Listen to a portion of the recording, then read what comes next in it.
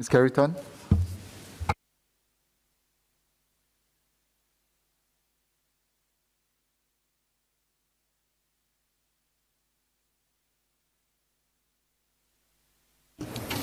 Mr. Chairman, permission to take two cards together. In 2018, there was a study done to examine the healthcare utilization of the low-income community in Singapore. It found that staying in public rental housing was associated with poorer health outcomes and health status.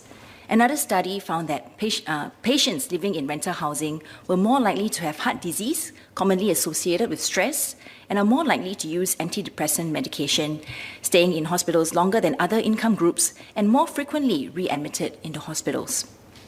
A resident of mine, Mr. X, has a knee condition but kept delaying his surgery in order to feed his 4 kids. His wife is unable to work due to a slipped disc for which she needs surgery. Mr. X cycles for hours every day as a Grab delivery rider to make ends meet, and I worry about what happens when his knees finally give way.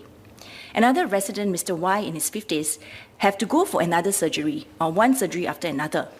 The first to fix a workplace injury, preventing him from working for 2 years, and then a stomach surgery for ulcer, and now he is being assessed for possible cancer. He cried to me, saying he feels so defeated because he can't even afford to buy small snacks or treats for his grandchildren. He feels that he has failed as a father and grandfather. Although some of these residents already pay very low rent each month, thanks to the subsidies from HDB, the fear that they may lose having shelter over their heads is a real one and a real stress point. Even $100 rent a month is a stress point for someone in Mr. X and Mr. Y's circumstances, and there are many of them. High stress leads to more ill health, which leads to more medical bills and more stress. It's a vicious cycle. I urge MND to waive the rental fees for all public housing residents for a minimum of 6 months to a year. Even though HDB does provide additional subsidies when appeal letters are sent, the stress of having to go to see an MP and uncertainty about the outcomes is still a stressful process. A blanket waiver of rent for at least 6 months will give much needed reprieve to these families who live on the brink. Next card. Land scarcity in Singapore is a fact of life. Amidst increased public pressure and attention on inequality, we need to provide better public rental housing in order to rehabilitate low-income families more effectively. How can we do so without incurring larger costs? On one hand, we have large families in small rental flats struggling with overcrowding. Single mothers and fathers are struggling to find care so they can go out to work.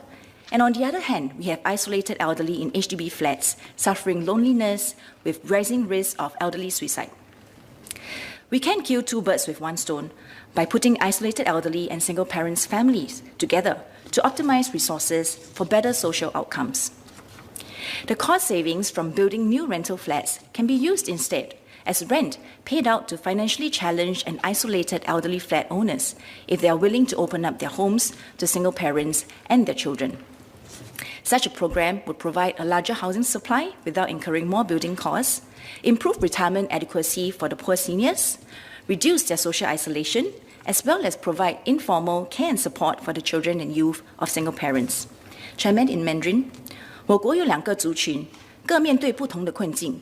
许多大家庭同住小小的租赁组屋，面对空间不足的问题。单亲爸爸或妈妈也常找不到看护孩子，好让他们能够出去工作。另一方面，许多独居老人在祖屋里孤独一人，卫生部数据显示，他们为此面对自杀风险也更高。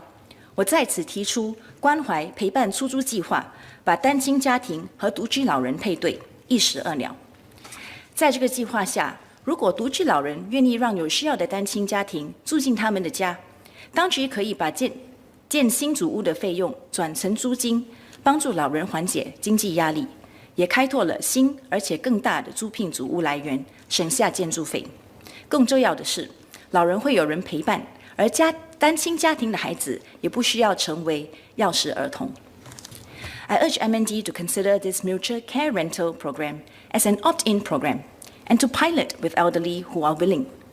Implementation is bound to be challenging, as personality dynamics will play a big part in the success of such a program. Hence, getting a good match is critical, and it is key that the matching of the elderly to families is done socially and not purely administratively.